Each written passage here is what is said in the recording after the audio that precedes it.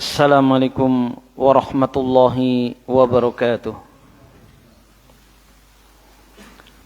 Innal hamdalillah nahmaduhu wa nasta'inuhu wa nastaghfiruhu wa nastahdihi wa natubu ilaihi wa na'udzu billahi min shururi anfusina wa sayyiati a'malina.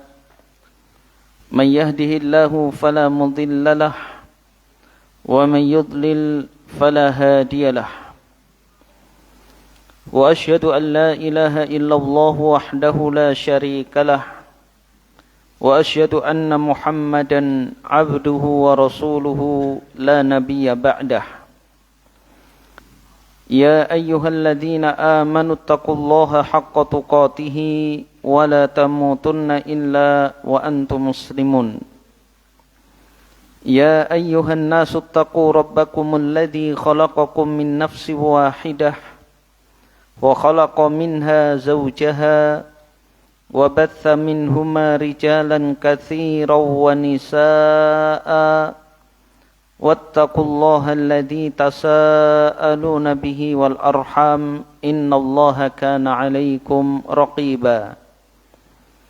يا أيها الذين آمنوا اتقوا الله وقولوا قولا سديدا يصلح لكم أعمالكم ويغفر لكم ذنوبكم ومن يطع الله ورسوله فقد فاز فوزا عظيما. أما بعد فإن أصدق الحديث كتاب الله وخير الهدي هدي محمد صلى الله عليه وسلم وشر الأمور محدثاتها وكل محدثة بدعة wa kullu bid'atin dhalalah wa kullu dhalalatin finnar. Kaum muslimin dan muslimat rahimani wa rahimakumullah, kembali kita melanjutkan kajian kita dalam kitab Riyadhus Shalihin. Kita masih pada bab sabar.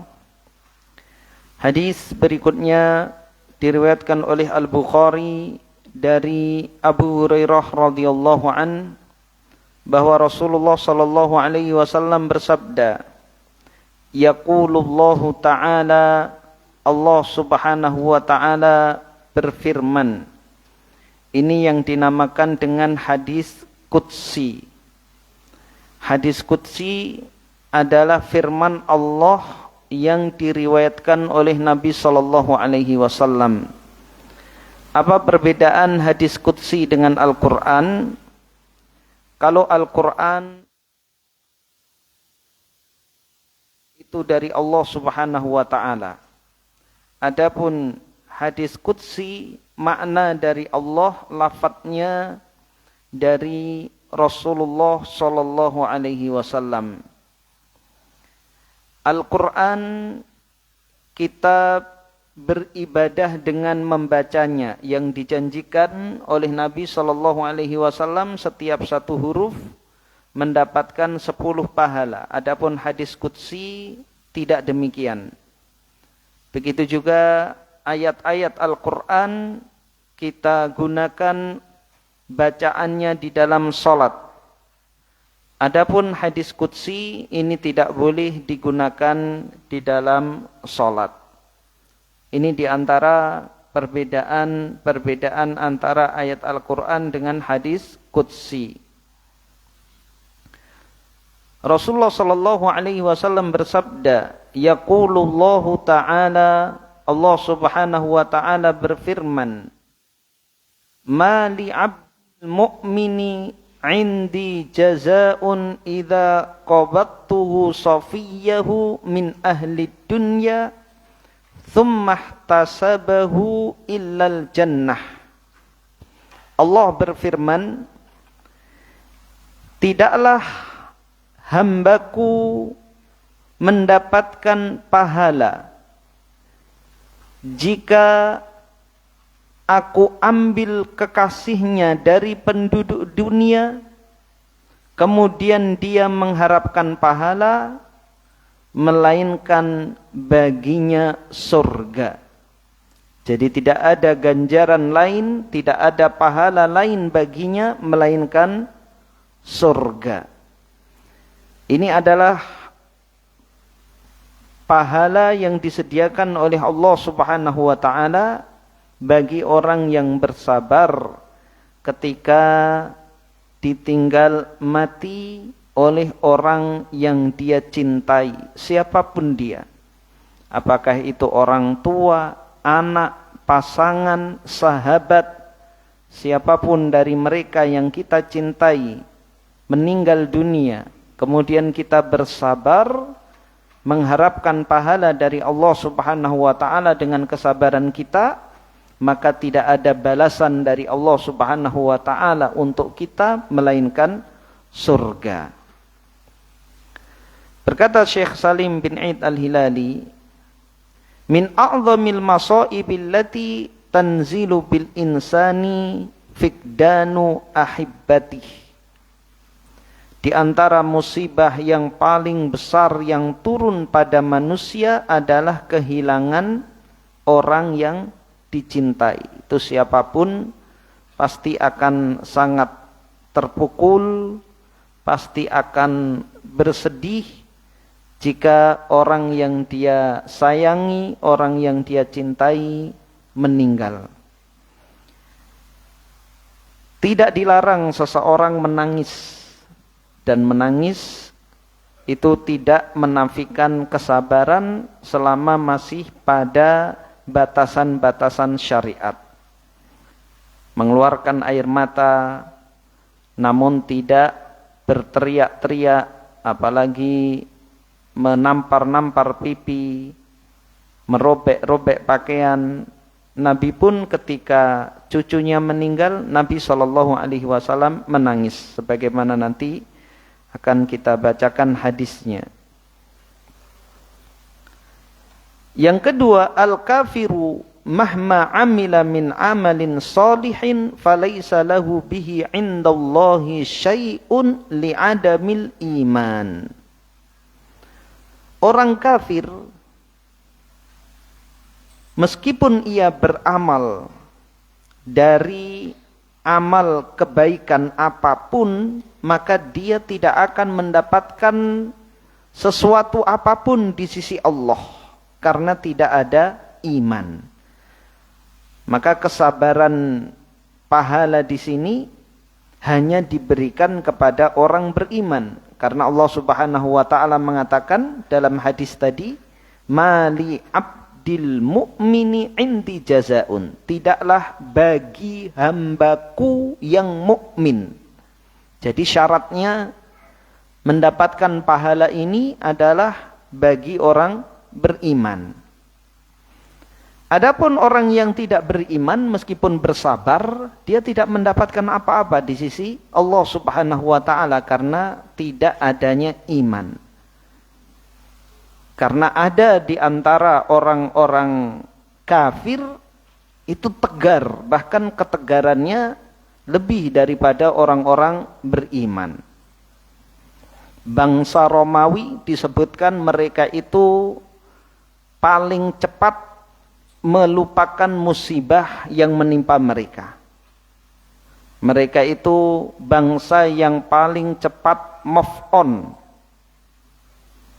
Kalau tertimpa musibah, maka langsung segera bangkit. Tidak terkurung dengan masa lalu. Mungkin kalau kita ini termasuk bangsa yang susah move on dalam hal apapun, ya. Dalam musibah, dalam amarah, dalam kebencian.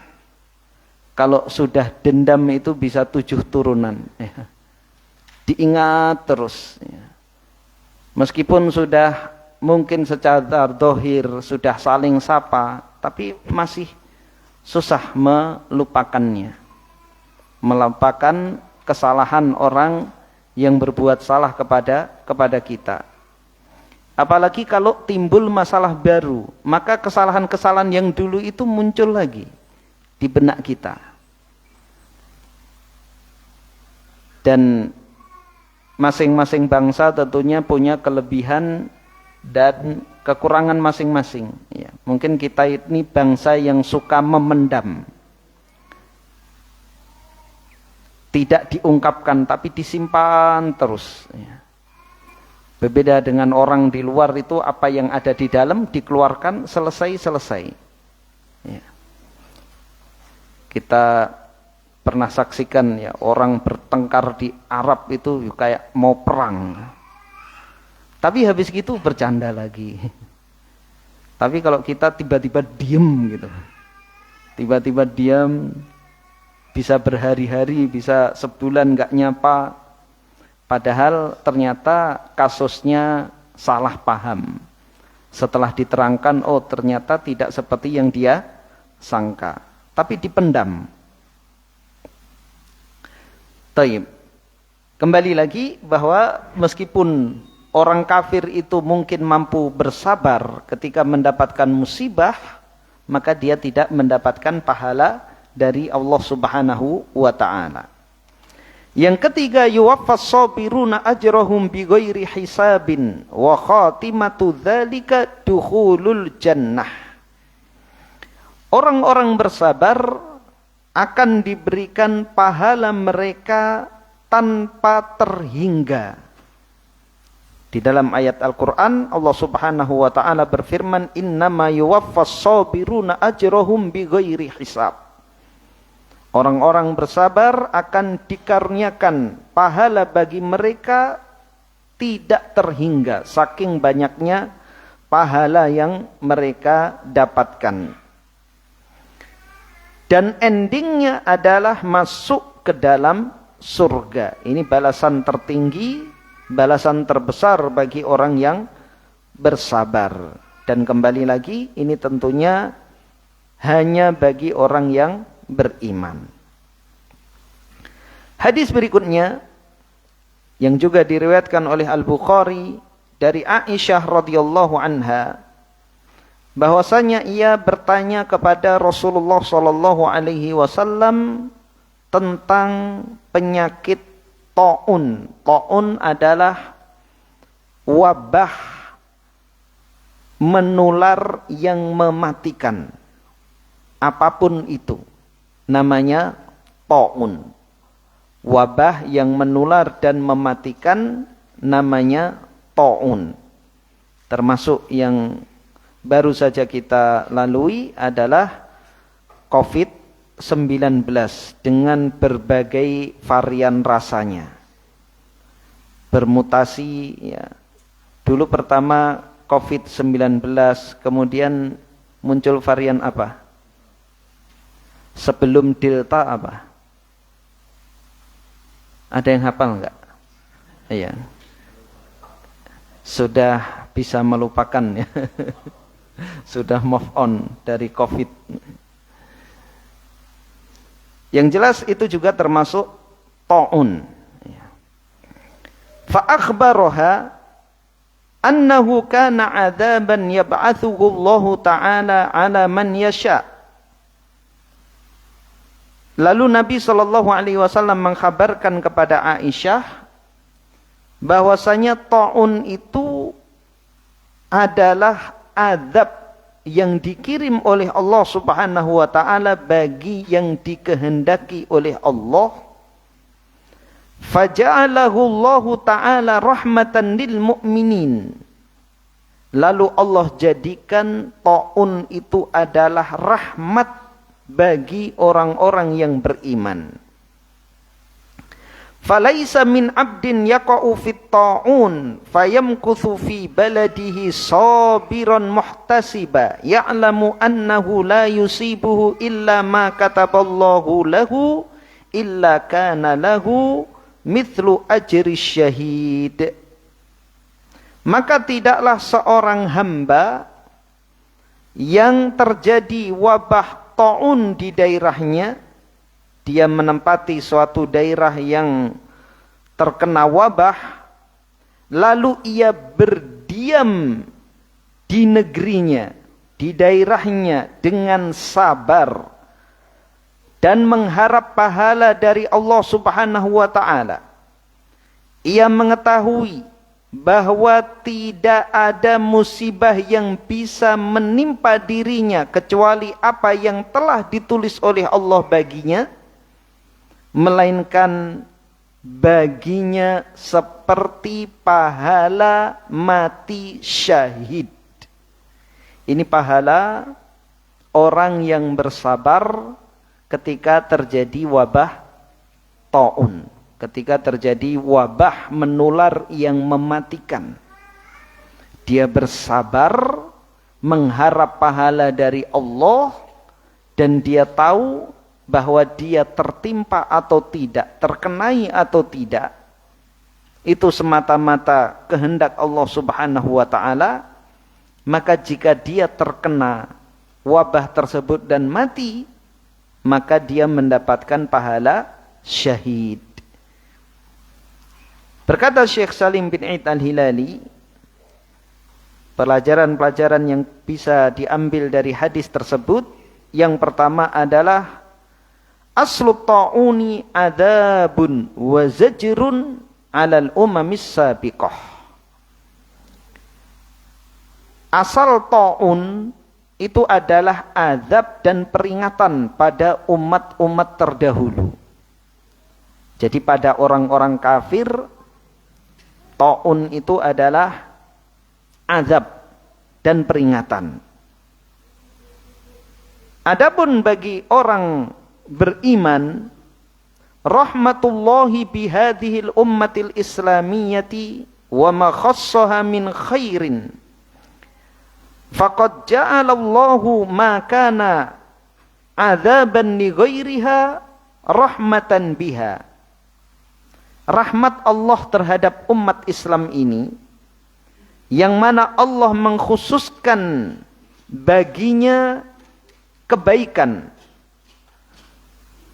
Allah telah menjadikan ta'un itu azab bagi umat selain Islam dan rahmat bagi umat Islam.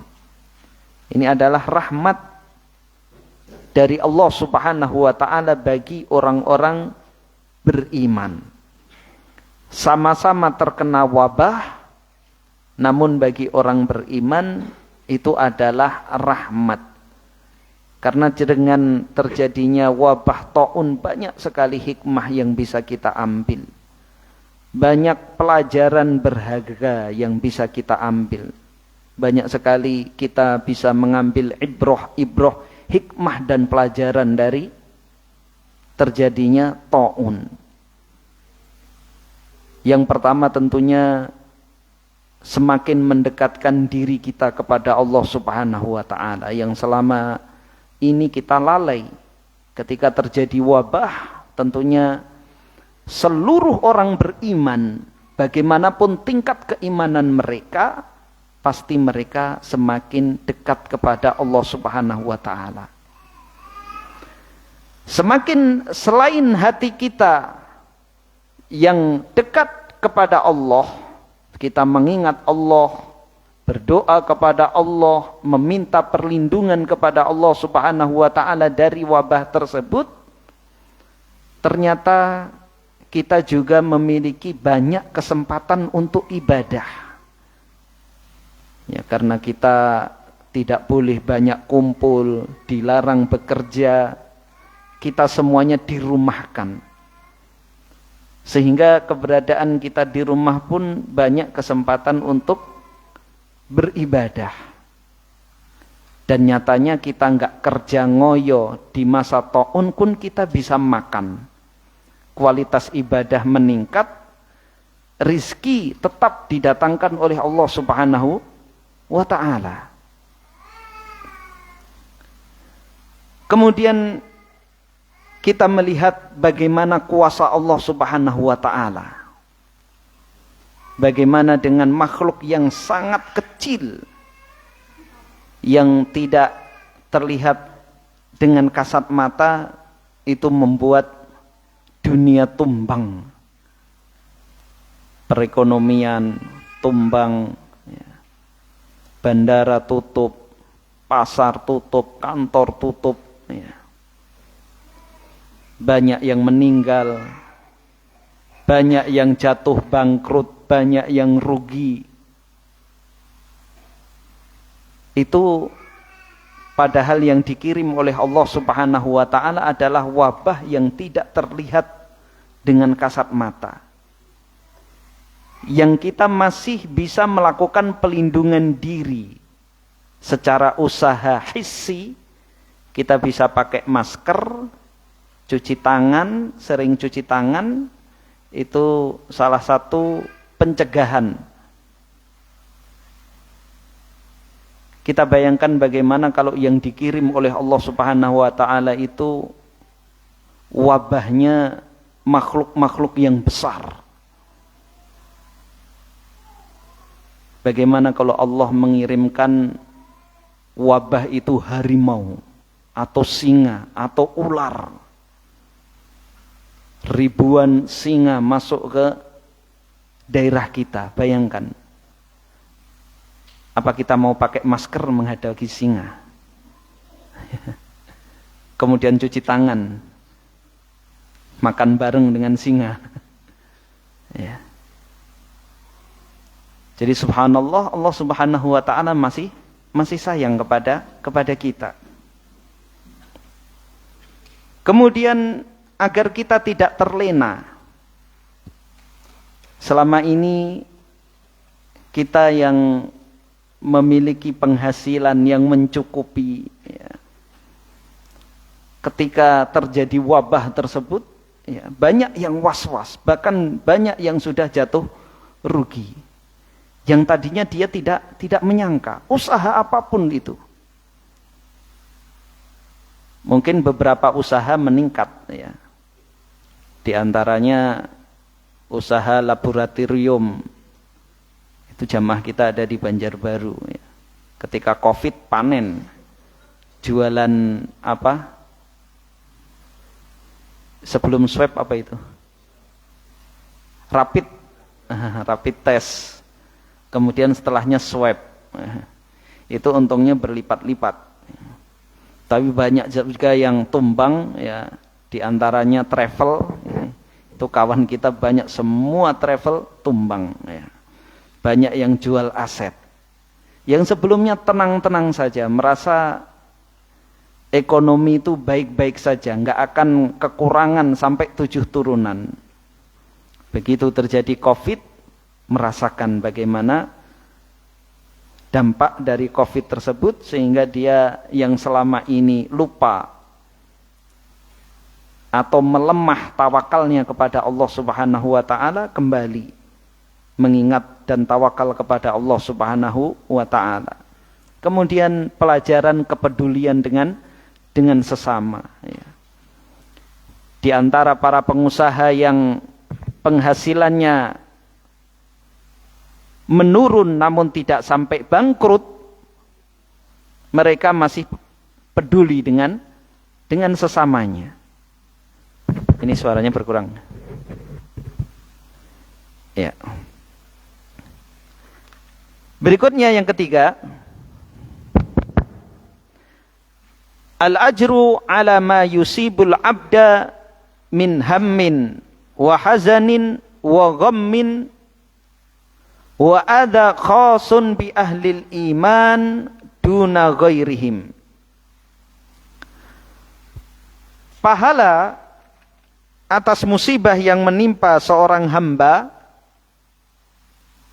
berupa kesedihan, kegundahan, gangguan, itu khusus bagi orang beriman tanpa selain mereka.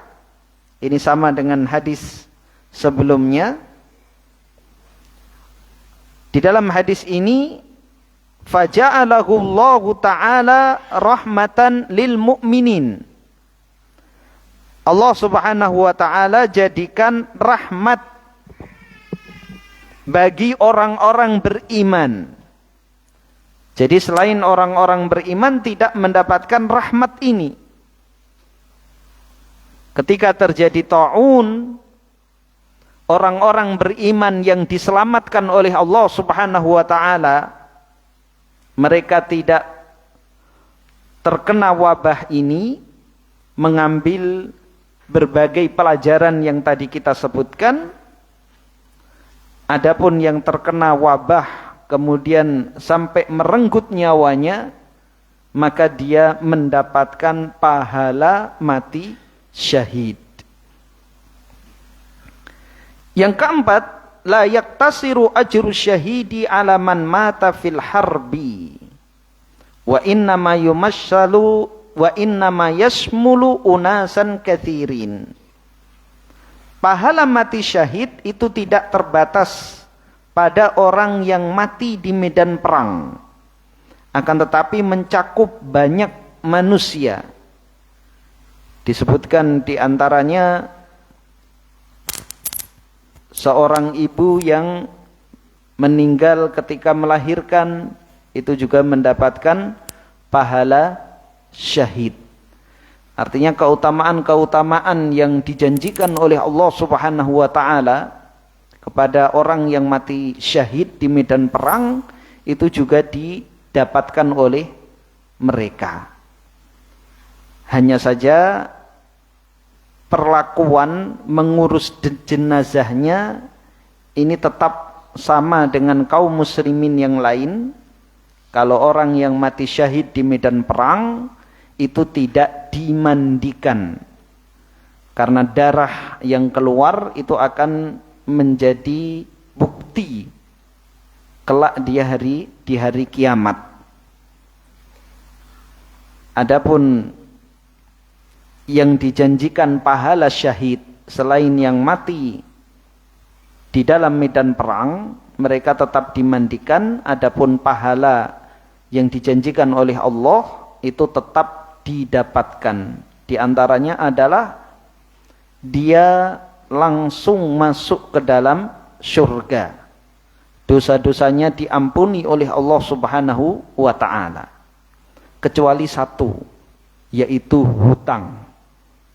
Sebagaimana sabda Nabi sallallahu alaihi wasallam, yukfaru lisyahid illad dain. Orang mati syahid itu dosanya diampuni kecuali satu, hutang yang belum dibayarkan. Maka hadis ini juga hendaknya menjadi perhatian kita agar tidak bermudah-mudahan dalam berhutang. Kalau orang mati membawa pahala syahid saja, hutangnya itu tidak dimaafkan, apalagi yang matinya tidak syahid. Karenanya membayarkan hutang itu yang paling didahulukan. Yang paling didahulukan kewajiban ahli waris adalah untuk merampungkan hutang mayit. Dan ketika pentakziah datang, ya, itu banyak yang datang, itu adalah momen untuk kita umumkan siapa yang memiliki muamalah hutang piutang dengan mayit. Jangan sampai dia tertahan mendapatkan pahala gara-gara hutangnya yang belum ditunaikan. Hutang itu didahulukan sebelum pembagian warisan. Jadi dikeluarkan dulu dari hartanya untuk dibayarkan hutang. Apabila ada sisa, barulah itu dibagi menjadi hak ahli waris.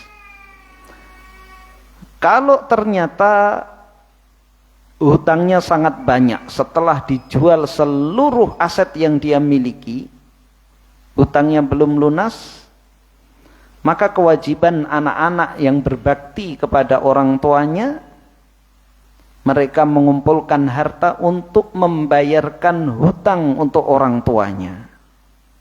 Maka ini harus didahulukan, dan inilah bakti yang paling baik, bakti yang paling utama, yaitu membayarkan hutang orang tua. Jangan sampai orang tuanya meninggal, menanggung hutang. Apalagi mendahulukan acara-acara yang tidak penting.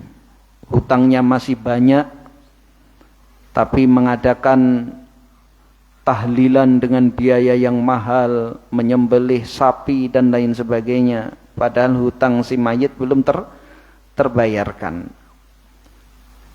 Ini harus menjadi perhatian kita bersama, dan apabila kita memiliki hutang hendaknya dipersaksikan.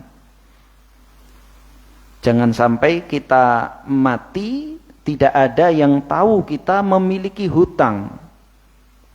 Yang mungkin orang yang menghutangi tidak meminta tapi tidak mengikhlaskan.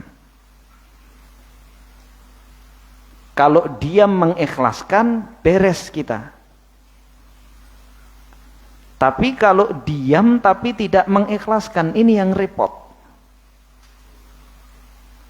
Karena kalau sudah mengikhlaskan, itu sudah terbebas. Sebagaimana juga kalau ada yang menanggung meskipun bukan dari pihak keluarga.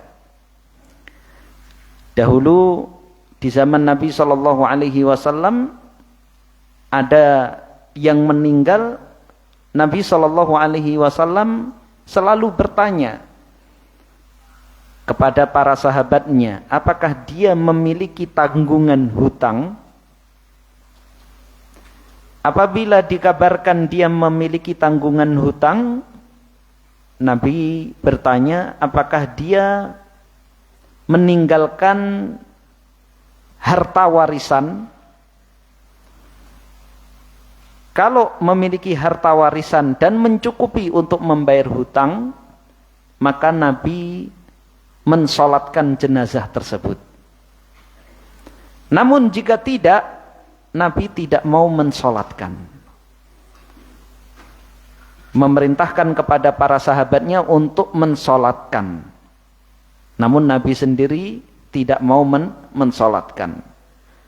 Agar mereka berhati-hati, tidak bermudah-mudahan dalam hutang. Kita boleh berhutang, maka kita juga harus memperhatikan berapa harta yang kita miliki.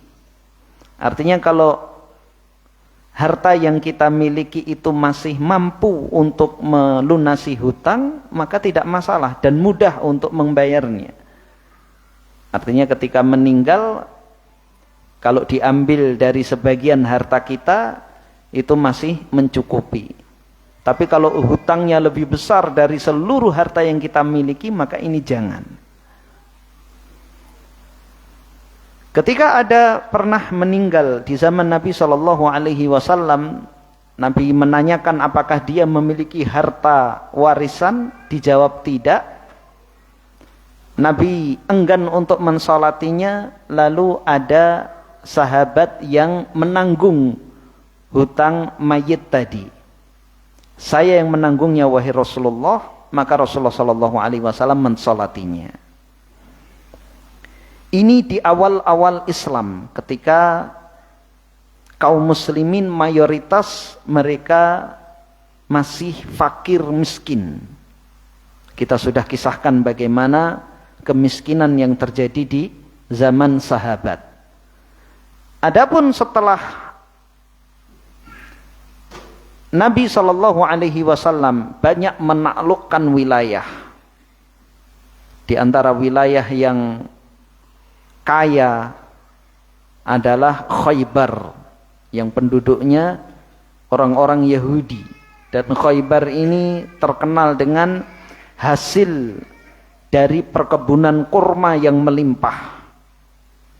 Maka setelah itu, bagi kaum muslimin yang memiliki tanggungan hutang dan meninggal tidak mewariskan atau kurang untuk membayar hutang, maka ditanggung oleh Baitul Mal.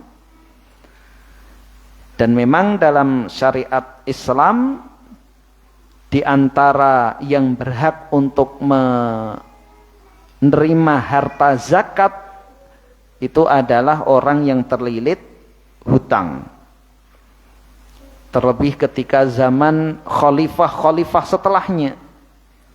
Khalifah Abu Bakar, Umar, puncaknya di zaman kekhilafahan Umar Ibnul Khattab.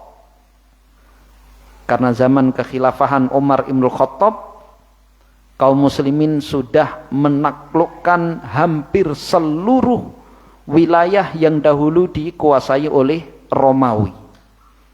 Wilayah Syam, Afrika Utara dan Eropa Selatan. Begitu juga wilayah Persia. Dan tatkala kaum muslimin menguasai istana Persia, itu mendapatkan harta yang sangat melimpah, yang tidak terhingga. Karena mereka sudah membangun kerajaan itu selama ribuan tahun yang lalu. Kemudian zaman Utsman pun demikian, zaman Ali juga demikian. Meskipun zaman Ali tidak bertambah daerah kekuasaan kaum muslimin karena terjadi konflik intern di dalam pemerintahan Islam, namun kemakmuran tidak berkurang. Sehingga tidak ada kaum muslimin yang memiliki hutang. Kalaupun memiliki hutang, itu ditanggung oleh negara. Jadi sekali lagi, kita ini kalau berhutang belum tentu ada yang menanggung hutang kita. Maka harus berhati-hati, dan kalau hutang hendaknya kita persaksikan, ya. Hendaknya keluarga kita ikut menyaksikan. Kalau suami hutang, istrinya, anaknya suruh menyaksikan, ya. Saya punya hutang di fulan dan fulan. Begitu juga istri kalau punya hutang, biasanya istri yang diam-diam punya hutang, ya. Kredit panci itu juga hutang, ya. Kredit pakaian di sini masih ada tidak? Kalau di Kalteng masih banyak, ya. Kemarin di Tumbang Samba masih ada yang masuk ke daerah-daerah bawa pakaian, nanti bayarnya dicicil. Itu harus tahu keluarga kita. Jangan sampai, ya meskipun hanya satu pakaian, satu sarung, satu celana, belum lunas. Kadang yang memberikan hutangan itu tidak enak, tapi juga tidak mengikhlaskan. Masa orang lagi berduka dimintain tagihan celana yang mungkin tinggal sisa 25.000 atau 20.000, itu tetap hutang, ya. Diikhlaskan enggak, menagih juga enggak enak, ini repot. Justru yang kecil-kecil ini kita khawatir, ya. Kalau yang besar biasanya berani, ya. 100 juta ya enggak akan diam kalau enggak rela, enggak ada istilah enggak enak kalau 100 juta. Tapi kalau yang 25.000, 50.000, ada memang orang yang sudah mengikhlaskan. Ada yang tanggung, ya. Mau ngomong enggak enak tapi juga enggak mengikhlaskan. Kita lanjutkan. Man mata bitta'uni sabiran muhtasiban kana lahu ajrus syahid. Barang siapa yang mati karena ta'un dengan sabar dan mengharapkan pahala dari Allah, maka ia mendapatkan pahala syahid. Jadi selain iman, syaratnya ketika tertimpa wabah tersebut dia sabar, ya, tidak protes kepada Allah, kenapa saya tertimpa penyakit ini? Anak saya banyak, masih kecil-kecil, mereka belum kelar sekolah, belum kelar kuliah, belum ada yang bekerja. Dia benar-benar sabar bahwa itu adalah takdir dari Allah Subhanahu wa ta'ala. Dan kesabaran itu tidak menafikan usaha, ya. Boleh berobat, bahkan diperintahkan dalam agama. Tadawaw ya ibadallah, berobatlah wahai hamba-hamba Allah. Fa innallaha lam yunzil dawaan illa anzala ma'ahu dawaan. Fa innallaha lam yunzil da'an illa anzala ma'ahu dawaan. Karena Allah tidaklah menurunkan penyakit, melainkan Allah juga menurunkan bersamanya obatnya. Silahkan adzan.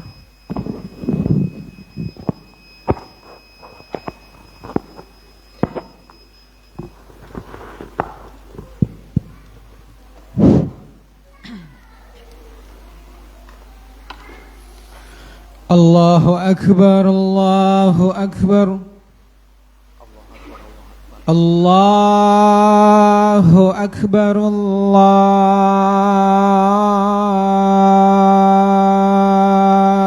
Akbar. Asyhadu an la ilaha illallah.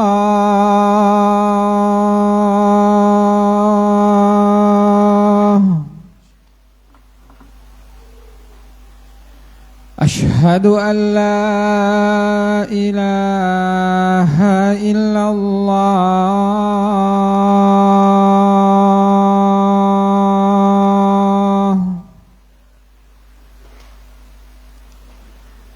Asyhadu anna Muhammadar Rasulullah.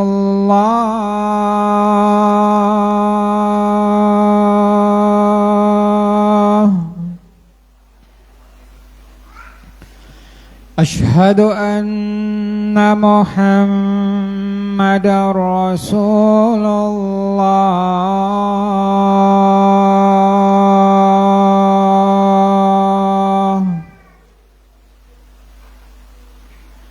Hayya 'alas shalah.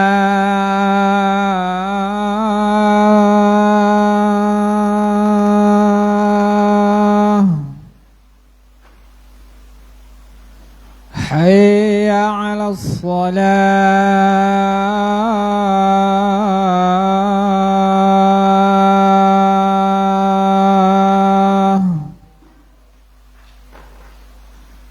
Hayya 'alal falah.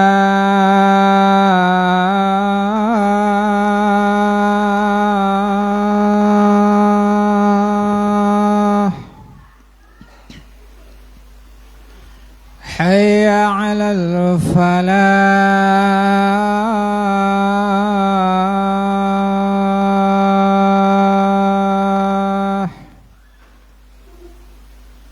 Allahu Akbar, Allahu Akbar. La ilaha illallah.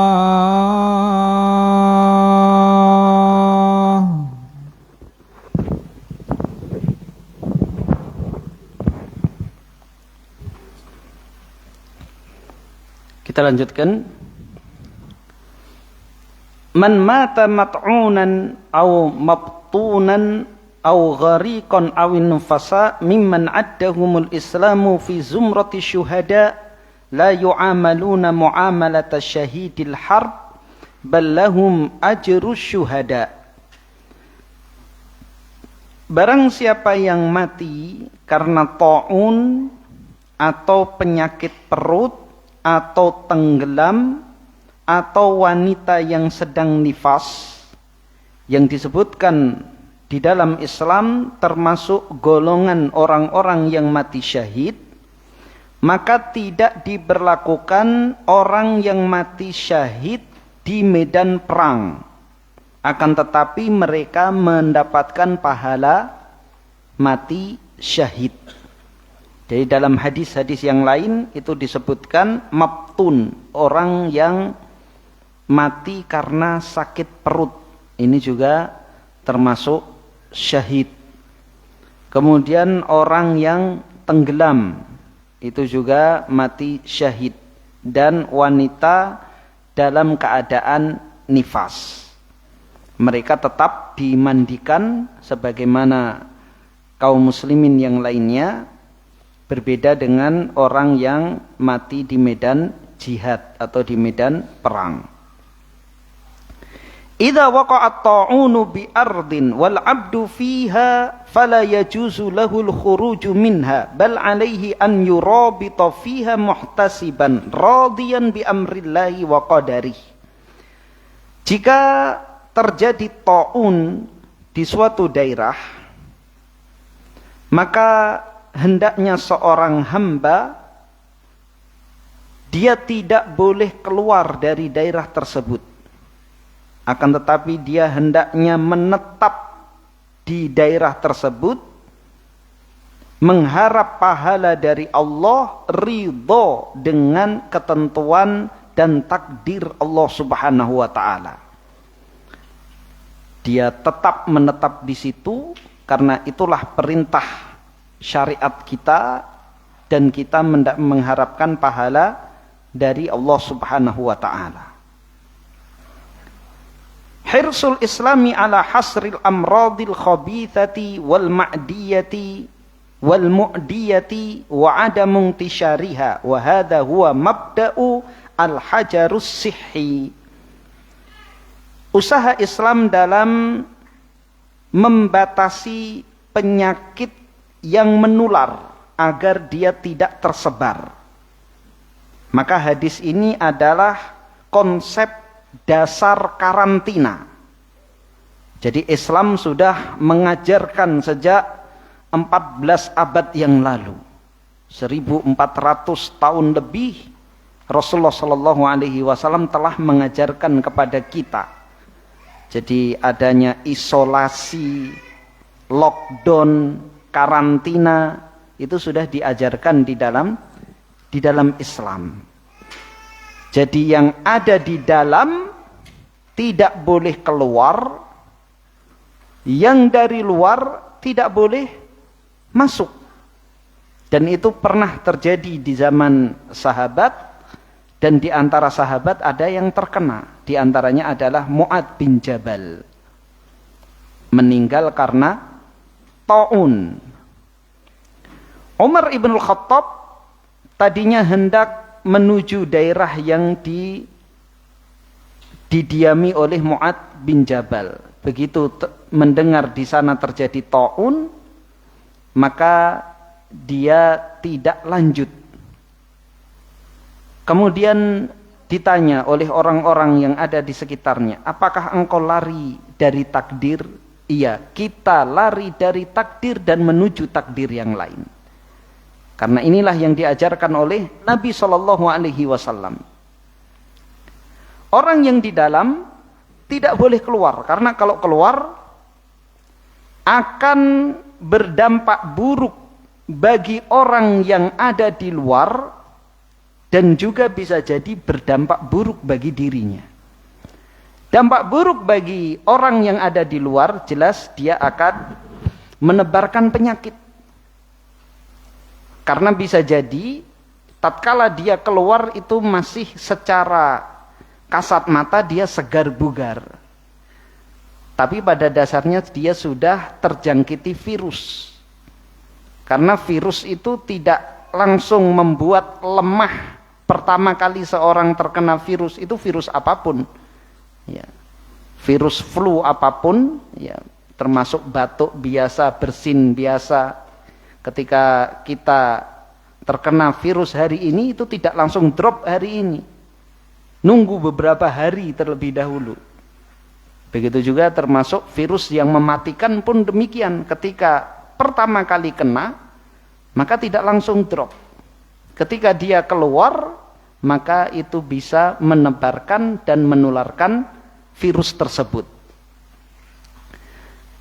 Kemudian bahaya bagi dirinya karena bisa jadi imun dia itu kuat ketika dia berada di daerahnya dan dia akan semakin lemah ketika dia keluar. Ibnu Qayyim menyebutkan Allah Subhanahu wa taala menjadikan bagi setiap kaum tumbuh-tumbuhan, obat-obatan yang ada di daerah mereka masing-masing. Maka obat yang paling mujarab, obat yang paling ampuh untuk diri kita itu adalah tanaman yang ada di negeri kita. Allah Subhanahu wa ta'ala telah ciptakan setiap bangsa itu obat. Ya. Orang Cina punya obat yang tumbuh di negerinya, orang Jepang punya obat yang ada di negerinya, orang Arab pun demikian, kita juga demikian. Meskipun terkadang tumbuhannya berbeda, tapi kandungannya sama. Seperti yang disampaikan oleh Dr. Zaidul Akbar, kita ini tidak punya zaitun, tapi kita punya pohon, Allah tumbuhkan di negeri kita, pohon yang kandungannya lebih dari zaitun. Apa itu? Ada yang tahu? Kelor. Nanti bisa di searching di Google ya. Kandungannya itu sama bahkan lebih dari minyak zaitun. Fungsinya pun sama. Jadi penyakit-penyakit yang bisa diobati dengan minyak zaitun itu bisa dengan kelor. Ya. Orang mulai jarang yang mengkonsumsi kelor. Ya. Padahal ini khasiatnya luar biasa. Orang Barat itu menamai kelor itu pohon ajaib. Ya. Karena banyak menyembuhkan berbagai macam penyakit. Ya. Murah meriah. Ya. Kita malah buat pakan kambing ya. Jarang yang mengkonsumsi kelor ya. Kelor itu khasiatnya luar biasa ya. Silahkan nanti dibaca ya, khasiat kelor banyak sekali. Ada yang gula darah tinggi, ada yang darah tinggi juga ya, itu bisa insya Allah ya bisa disembuhkan dengan kelor. Ya, di sayur bening pakai kemangi, pakai bumbu kunci, ya, nyaman bener. Iwak asin itu makanan hemat, lauk yang hemat tapi mungkin boros di beras.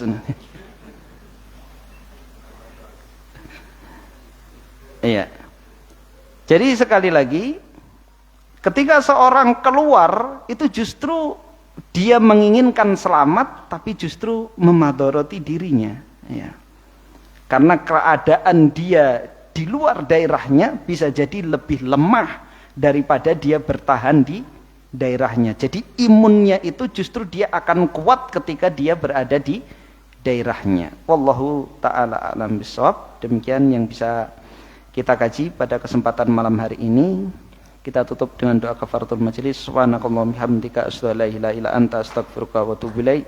Assalamualaikum warahmatullahi wabarakatuh.